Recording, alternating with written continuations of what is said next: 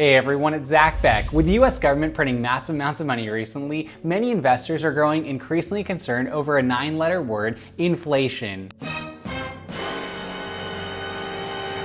But what if I told you that making tiny modifications to your lifestyle right now, you can actually turn inflation into your best friend as a smart investor? And furthermore, you can actually harness the power of inflation to help yourself become systematically richer year after year by making wise financial decisions here in the present. So what I want to do in this video is break down in detail the specific steps that you can take right now to position yourself strategically that irrespective of whatever occurs with inflation, you'll be coming out on the other side ahead financially. So let's take our time, dive into the details, and jump into it right now.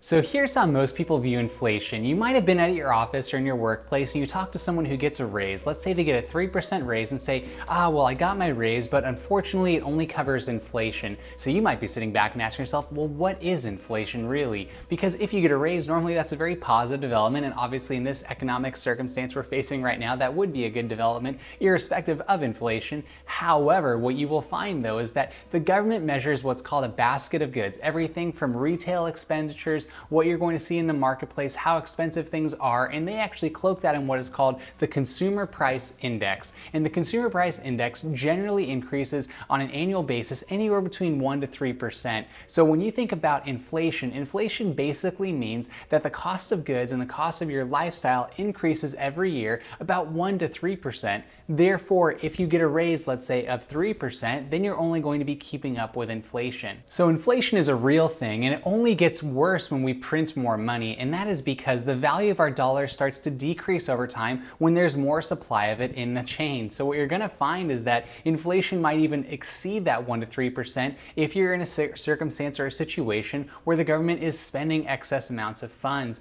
This has happened historically in other countries, actually leading to different world wars. You may recall reading stories where a loaf of bread would cost a million, portions of a currency from a certain country or something to that extent. And we've even seen this previously here in the United States of America, where gas prices were super expensive, where food was more expensive. So it is a real concern, but we do have to bear in mind that the fact is you will see prices generally increase over time, even though in a capitalistic society with a lot of competition that should be driving down most prices, generally a lot of things start to increase over time. As a matter of fact, the rule of 72 dictates that generally every 24 years, the cost of goods actually doubles. So if you do not factor in inflation into your long-term planning when it comes to investing in your finances, but also how you're going to be allocating your finances, it will eat your lunch and it could really erode away at how much the money is actually valuable to you depending upon how much you make. So from that standpoint alone, you really want to be strategic about how you view inflation, but also how you can turn it around and turn it to your benefit. Now back to that individual who might be disappointed with a 3% raise, you might be thinking to yourself, well, getting a raise is a positive thing. Shouldn't I be excited about getting that irrespective of what is going on in the economy? I would say generally speaking, yes. You want to work hard and diligent so you can receive additional funds long term. But the big difference here is that someone who might be disappointed with a 3% raise is thinking about inflation, yes, but maybe they're acting as an average consumer. And what I try and encourage on this channel is for us to be not average. We want to be above average in how we invest and how we actually save our money and how we position ourselves strategically to be able to move forward and achieve our long-term goals. So from that standpoint alone, one thing you can do is by being above average, you don't want to do what most Americans do, which is live paycheck to paycheck. And that is because nearly 76% of Americans do live paycheck to paycheck right now, and that is because the way in which they manage their money, and that is something that we need to be aware of ourselves. Obviously, there are forces outside of our control that we cannot dictate depending upon what is happening in the economy, like we just recently encountered a recession due to a pandemic, and you also might be seeing a difficult job marketplace right now, but also there's opportunities that abound for you to be able to obtain employment as well. So when you want to think about living paycheck to paycheck, it's how you're allocating the money that you have in respect to how much money you earn that actually dictates whether you're an average consumer or an above average consumer. Because if you're just going to be average, then inflation is going to continue to burden you throughout the course of your life. So how do you move beyond being an average consumer into being an above average individual who can actually achieve your long-term financial goals? Well, here's the first thing you want to do in order to actually address inflation in your life. And it's the number one thing that I encourage people to do all the time on this channel, and that is actually saving your money. Now, actually saving your money is essential in every respect of our lives, and that is because if we go back to that original individual who may have been disappointed with only receiving a 3% raise, that is because, like most average consumers, that individual has structured their life to where they spend 100% of the money that they earn, and basically their budget is living on a knife's edge, and their lifestyle reflects everything. Perhaps they spend more money on leasing a vehicle, they live in a nicer place, or just at the amount that they can afford. They're maxing out credit cards, they're going out to eat all the time. They're doing things that in essence don't sound all that bad on the surface, but when you peel back the layers of the onion and you look at the budget as a whole, realizing that you're not able to save money, inflation will destroy you financially if you don't find a way to get ahead of it. So let's say, for the sake of this discussion, that the individual we're referring to makes $75,000 a year and they've received a 3% raise after their annual performance review. That raise equates to $2,250. Now, that is a good amount of a raise if you actually know how to allocate your finances accordingly. But once again, if this individual has their budget set where 100% of their money is going into their overall expenses, then that $2,250 really is only going to cover inflation, because the expenses of other things such as their car payment, gas, your utilities, the rent or mortgage or other things, depending upon the financial structure they've set up, is probably only going to cover that difference. So they're not really going to come out ahead. They're just going to continue to move along the same exact trajectory. And that is where you and I want to pivot and actually do things differently. So let's say that you're an above average consumer, someone who's strategically positioned yourself effectively and saved your money. So let's say, for the sake of this discussion, that you were earning $75,000 a year, then you received that $2,250 raise, but instead of the previous individual who's basically spending $75,000 while making $75,000 a year, let's say that you're very intentional about cutting back on your expenses, strategically investing your money in ways that does allow you to actually have lower costs of living for your car, for your home, for everything else. And let's say you live off of $30,000 a year. That would only mean that the inflation that occurs during the course of the year, even if it's 3%, would cost you $900. But if you receive the 3% raise and you actually receive that $2,250, you would net $1,350 at the end of the year, because inflation wouldn't have eroded all of the money that you received as a raise because you've been living below your means. So this is something to really think about, that if you do that and actually systematically do that over the course of years as you're getting raises over time, you actually beat inflation substantially and allows you to come out of the other side ahead. The next thing you want to do to tackle inflation is to save the like button for the YouTube algorithm. I'm just kidding, but if you wouldn't mind tapping the like button for this channel, that would actually help out a lot and push this video to other people who might need to hear it. The second thing you want to do to combat inflation is to actually invest your money. Now, you might be asking yourself, who actually gets hurt the most when it comes to inflation? And I would say the answer is consumers. Consumers get hurt the most because costs of goods continue to increase.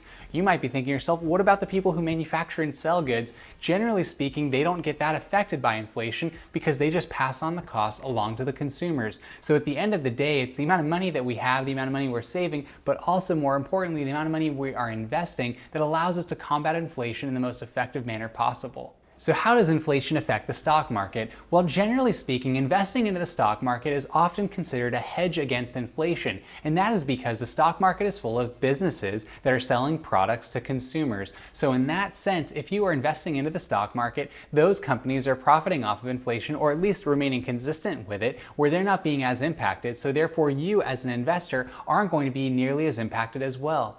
And that is because if you are actually investing your money into these businesses, you actually have the potential to profit off of inflation instead of becoming just a victim as a consumer to it as well. So previously I talked about that salaried worker who received a 3% raise. Now let's talk about this in greater detail, looking at it from the vantage point of an investor, because the same rules apply. For example, let's say that you're living off of a $1 million portfolio and your annual expenses are $35,000 a year.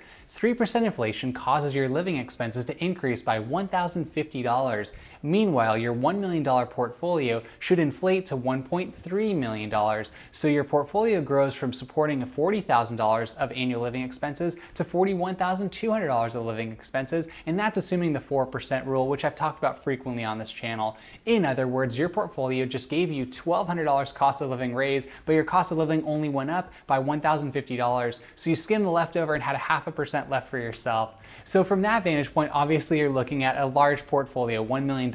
I'm speaking maybe to someone who's more in the retirement stage at that point in time. But if you've been strategic throughout the course of your life and invested your money into the market, you will be able to accumulate that kind of money invested that will grow and actually compound over time, and that'll help you beat inflation as well. It's one of the reasons why you want to be consistent in your investing strategy and not just do it once and done. You want to continue to invest and then reinvest your dividends so that way you can actually adjust according to inflation as well. If you want to get started on investing, there are many approaches that you can take. Personally, I like investing in what are called index funds. They're basically more stable, secure, and generally more passive approach to your investing, and it doesn't require you to have to know nearly as much about the individual companies. You basically are investing in like the total stock market when you're doing so. I personally like to use a company called Wealthfront. I'll put a link in the description where you can actually check them out if you'd like. I'm not affiliated with them in the sense I don't get paid by them or anything along those lines. I just want you to be encouraged that if you're trying to find a tool that you can use to begin investing long-term for your own success, that's a great effective tool that you can use.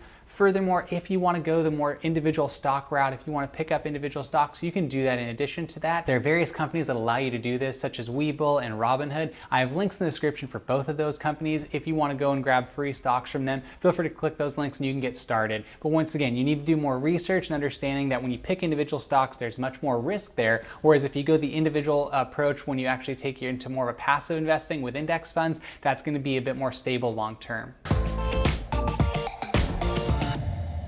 So like most things in personal finance, you can turn a negative into a positive if you stick to simple strategies that you follow long-term in your life. And that would be living below your means and saving and investing the difference. And that is if you take that approach and apply it on a daily basis, it's going to compound over time and you won't be nearly as concerned about the issues that are encountering on a day-to-day basis, the ups and downs of the market, the risks of inflation, or whatever you might encounter out there. So my encouragement to you is that if you're in a cycle right now where you're living paycheck to paycheck, maybe you have a lot of debt, you're trying to get through this process, try and find a way out. I'll start with debt. Let's say you have a lot of consumer debt. I would strongly encourage you to investigate what is happening right there. Oftentimes we try to fill a void, almost a spiritual void or a void in our heart where we're trying to fill it with things that nothing else can really fill that. So we buy nicer things, we invest more money into our overall expenses for what could bring more joy to our lives, and some of those things can, but oftentimes that's usually more at a spiritual level or even a deeper level that you don't want to try and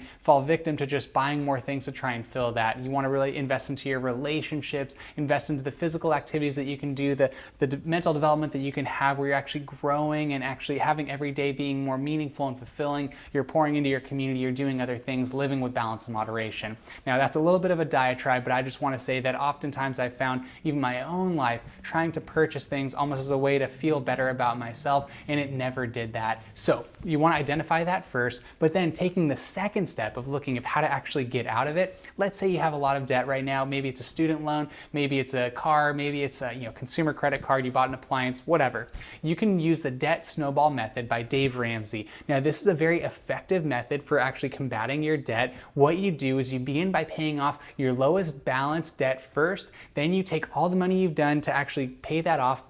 You apply it to your next highest balance of debt, you pay that off completely, and then you continue moving up the ladder until you reach your highest balance debt, and then you pay that off completely.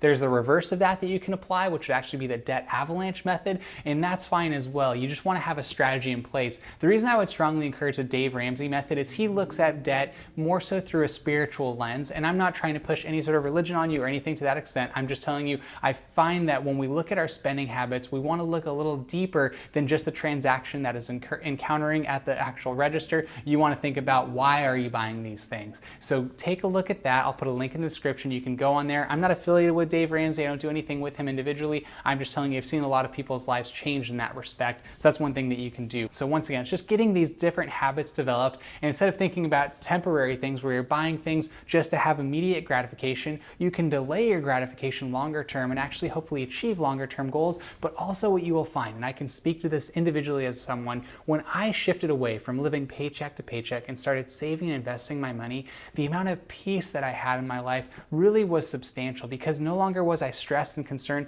about the day-to-day implications of what my transactions were doing. I knew I had a system in place that was allowing the money to go where it needed to, and that way, if I see an article that talks about inflation, or if I see the stock market going up or the stock market crashing, I'm not as concerned, and then I can be more present for my wife, I can be more present in my workplace, which makes me a more effective employee, which makes me a more effective leader, it makes me more effective in the community. So those are different things you will find. So I just want to encourage you that when we look at finances, it's more of a holistic approach to our lives. It's not just dollars and cents, but if you are effective in how you actually save and invest your money, you will have a lot more dollars and cents long term as well.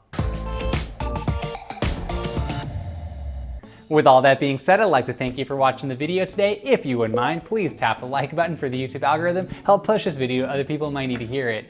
Furthermore, if you wouldn't mind, please comment down below. I'd love to interact with you, get to know you, do any research on your behalf, and help you make wise, well-informed decisions moving forward. Furthermore, if you wouldn't mind, please subscribe to the channel. That would mean a lot to myself personally, as I do everything I can to create positive content that makes a positive impact in your life by encouraging you and myself to lead lives of meaning and purpose, all while maintaining balance and moderation. And if you do subscribe to the channel, please tap the notification bell. That will notify you every time I post a video, which I do on a weekly basis. Once again, I'd like to thank you for watching the video today. I hope you have a wonderful day. Talk to you next time.